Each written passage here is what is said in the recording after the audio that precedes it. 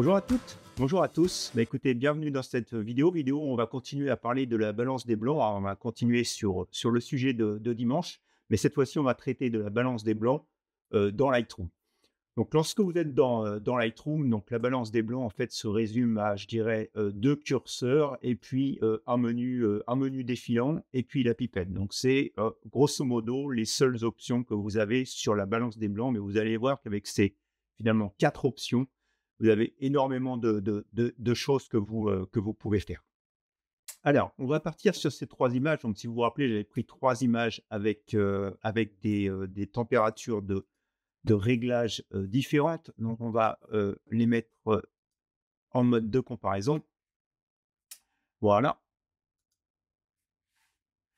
Et donc, vous voyez en fait la première image, donc qui est l'image en haut à gauche, qui était finalement la plus neutre, celle à droite à 5100 Kelvin, et puis celle du dessous qui est à 6800 Kelvin. Donc, si je reviens dans le module de développement de Lightroom, donc vous retrouvez ici la température de réglage, donc 6800, 5100 et 6000 Kelvin. Et vous voyez aussi l'ajustement qui a été fait, hein, je vous l'avais montré au cours de la vidéo, entre les verts et les violets. Alors tout d'abord, on va se mettre sur celle à 6000.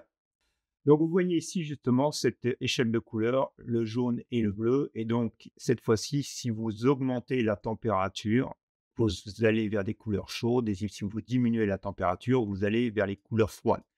Donc, je vous réfère sur la vidéo de dimanche. Donc, tout ça parce qu'on parle ici de température de réglage. Et donc, Lightroom, ce qu'il fait, c'est que lorsque je pousse le curseur sur la droite, il va ajouter du jaune pour compenser le bleu qui est dans la couleur d'éclairage. Donc, du coup, c'est pour ça que la photo prend une teinte jaune. Et à l'inverse, quand je vais vers le bleu, donc quand je descends, elle veut compenser le jaune par du bleu. Et donc, si je dépasse finalement ce qui était la température d'éclairage, et ben, ma photo devient bleue. Donc voilà, donc vous avez déjà compris à peu près qu'avec ce curseur-là, vous allez donc pouvoir faire vos premiers réglages dans Lightroom sur la balance des blancs. Alors, je l'ai fait en manipulant le curseur. Vous pouvez très bien le faire ici en tapant une valeur. Par exemple, on va remettre 5100. Tac. Et d'ailleurs, j'en profite pour dire que si vous regardez maintenant celle-ci qui est à 5100 et celle que j'avais pris avant, on va revenir dans le mode de comparaison. Et ben, vous voyez qu'ils se retrouvent toutes les deux avec exactement le même réglage. Alors forcément, hein, avec le vent, la photo n'est pas 100% identique, la scène a légèrement bougé, mais vous voyez bien que dans les températures de couleur, donc on est sur des choses maintenant qui sont similaires. Et de la même manière, j'aurais pu taper ici donc 6800, et puis on s'est retrouvé dans dans la couleur la plus chaude et équivalent à la précédente image. Hop. Donc, je reviens sur cette image. Vous voyez, donc, c'était celle à 6000 Kelvin. Donc, vous voyez, du fait que j'ai changé la température de couleur, ce menu du roulant maintenant est devenu sur personnalisé.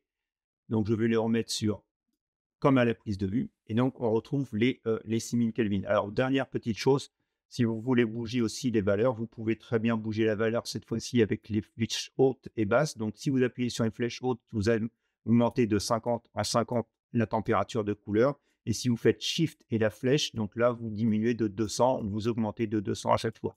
Donc, ça vous permet d'avoir des réglages un petit peu plus rapides.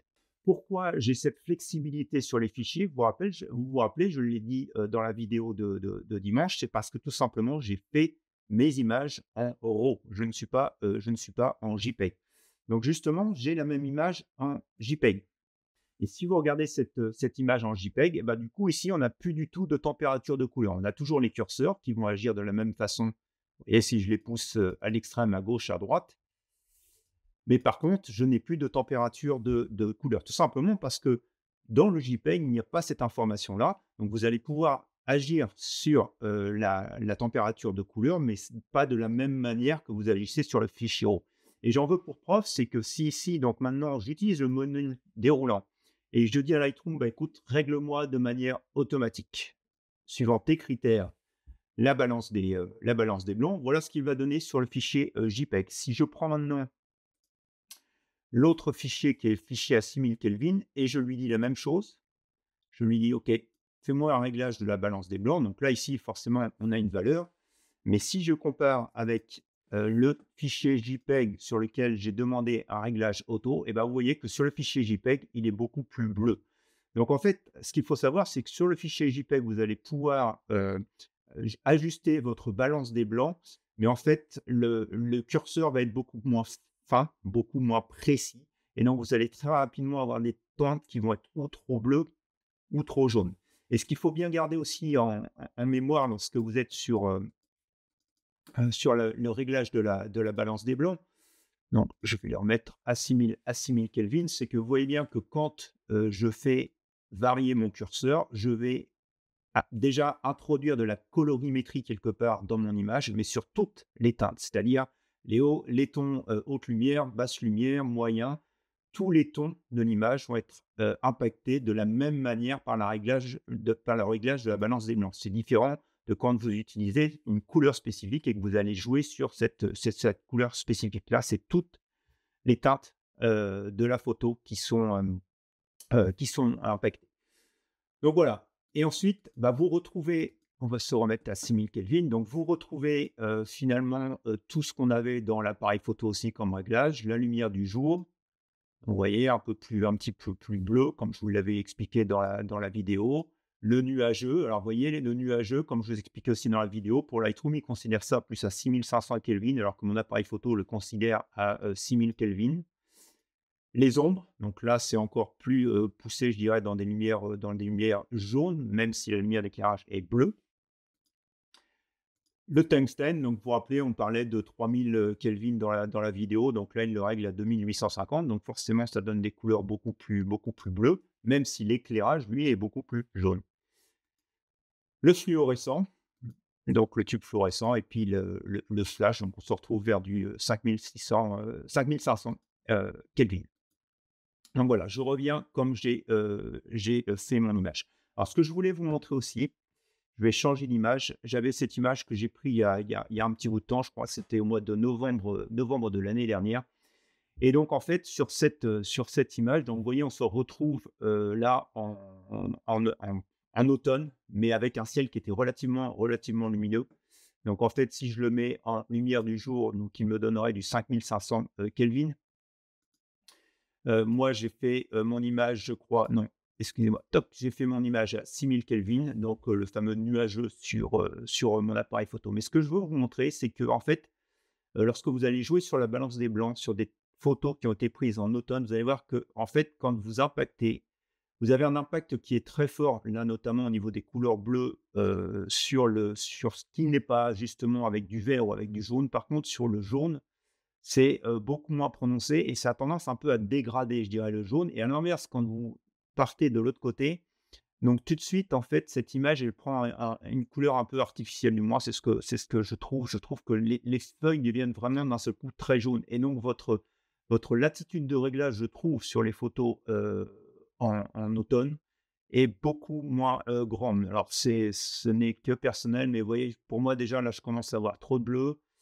Donc j'ai pas fait attention, j'étais à 5300 et puis si je monte, tac, vous voyez ici, je commence déjà à avoir un peu trop de jaune dans mon herbe et mes herbes hautes devant, et là, je suis à 6500. Donc en fait, quand on se retrouve avec ce réglage, on va dire de 5500, 6500 de nuageux. Mais voilà, je trouve que, c'est beaucoup plus, difficile, de régler après sur l'ordinateur la nuance ni blanc, et c'est là où vraiment je trouve que c'est important de bien sélectionner sur votre appareil photo, la balance des blancs lorsque vous êtes sur des photos en forêt, en automne. Donc moi, j'utilise très peu l'auto, j'utilise beaucoup les menus préréglés dans l'appareil photo, et je trouve que, vous voyez, comparé à Lightroom, même le mode d'auto dans l'appareil photo est nettement meilleur que Lightroom, et je trouve aussi que sur les nuageux, lumière du jour, il donne des choses qui sont beaucoup plus proches de la réalité que Lightroom peut le faire. Sinon, donc vous avez la possibilité, alors j'ai pas d'exemple à vous montrer ici, mais il existe des petites plaques avec une plaque grise en fait, que vous pouvez, utiliser, donc la même manière qu'on peut l'utiliser pour l'exposition. Donc vous prenez une photo avec, donc qui va être éclairée par la lumière ambiante, et avec la pipette sur la photo que vous avez, vous venez prendre cette nuance de gris et vous avez un réglage de votre nuance de votre balance des blancs par rapport à l'éclairage, au moment de votre photo et vous pouvez réajuster après pour toutes les autres photos qui ont été prises dans les mêmes conditions. Sinon, avec cette pipette de Lightroom, donc, que vous pouvez faire sur votre photo, alors ici, je pense que sur cette photo, ça va être très compliqué, mais il faut aller chercher un endroit où vous auriez du gris. Donc, du gris, c'est quoi? C'est quand les indicateurs R, G et B vont être tous égaux.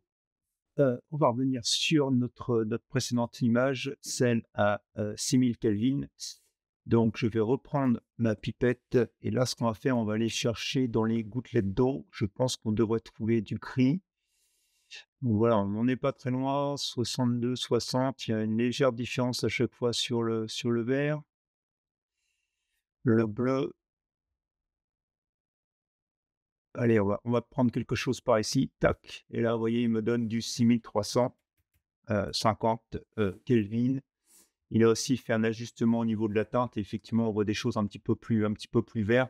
Et ce qui correspond à ce qu'on voyait, puisque justement, j'étais en train de vous dire qu'on avait un peu plus une différence sur les verts. Donc, je pense qu'on pourrait probablement réinitialiser un peu de ce côté-là. Alors, peut-être pas le remettre complètement où il était, mais je pense que quelque chose comme ici, ça sera un petit peu plus exact. Donc, vous voyez, en fait, la pipette, ça reste quand même très, très compliqué à utiliser. Alors, si vous êtes dans des environnements de studio, effectivement, ça peut être peut-être un petit peu plus facile.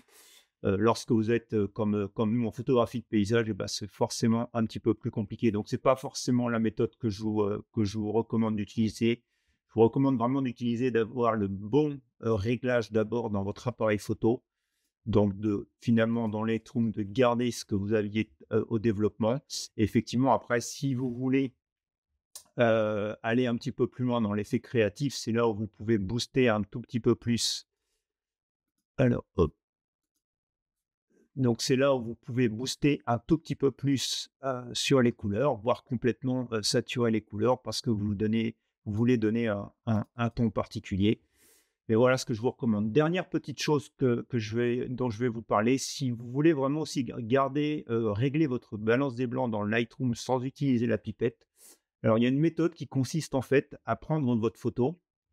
Donc vous gardez comme vous l'avez prise, vous allez booster à la fois la vibrance et la saturation. Alors ça fait forcément quelque chose d'horrible, mais le but c'est de jouer avec ce curseur-là pour essayer d'obtenir finalement le plus de couleurs possible, vous voyez, dans votre image. Donc là, on est vraiment couleur bleue. Là, on commence à avoir du bleu, du violet, du vert, un peu de jaune. On a vraiment le violet mauve qui devient de plus en plus important et le bleu qui petit à petit va disparaître. Donc, je pense que quelque part par ici, vous voyez, on a probablement le meilleur des réglages. Alors que ça, je vois pas grand-chose, mais probablement ici. Et donc ensuite, vous réinitialisez tous les facteurs et ça vous donne vraiment quelque chose de neutre et de gris. Alors c'est pas vraiment, forcément ce qu'on recherche, mais là, normalement, vous êtes dans une balance des blancs qui est la plus neutre possible. C'est pas forcément la balance des blancs de l'éclairage, mais c'est celle qui va être la plus neutre possible sur votre image et puis vous pouvez partir de cette base pour commencer à traiter votre photo. Alors très honnêtement, c'est pas une technique que je conseillerais, pour ce qui est photographie de paysage. Mais par exemple, parfois en animalier, en studio, en portrait, ça peut donner des choses aussi intéressantes. Donc voilà, une petite technique à garder en mémoire. Donc voilà, j'en ai fait le tour pour la balance des blancs dans Lightroom. J'espère que ce petit tuto vous aura été utile et aura complété la vidéo de dimanche sur le terrain de balance des blancs dans l'appareil photo. Si c'est le cas, bah, vous connaissez la petite musique, un petit pouce en l'air. N'hésitez pas à partager cette vidéo, à la commenter. Il ne me reste plus qu'à vous souhaiter une bonne fin de semaine. Et je vous dis à dimanche pour de nouvelles expériences photographiques. Allez, au revoir.